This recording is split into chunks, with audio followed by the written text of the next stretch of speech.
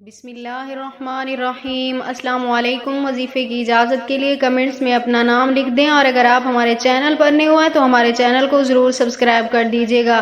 آج جو میں آپ کے ساتھ وظیفہ شیئر کرنے جا رہی ہوں، یہ جمعرات کے دن کا بہت ہی خاص عمل ہے اور بہت ہی مجرب ترین عمل ہے، اور دولت کے حوالے سے ہے۔ اگر آپ کے گھر میں بھی دولت کی کمی ہے، پیسے کی کمی ہے، رزق میں برکت نہیں ہے، کوئی کاروبار نہیں ہے آپ کا، تو آپ بھی یہ ایک بار عمل کریں، اللہ پاک آپ کے گھر میں رزق کے بند دروازوں کو ہمیشہ کے لیے کھول دیں گے۔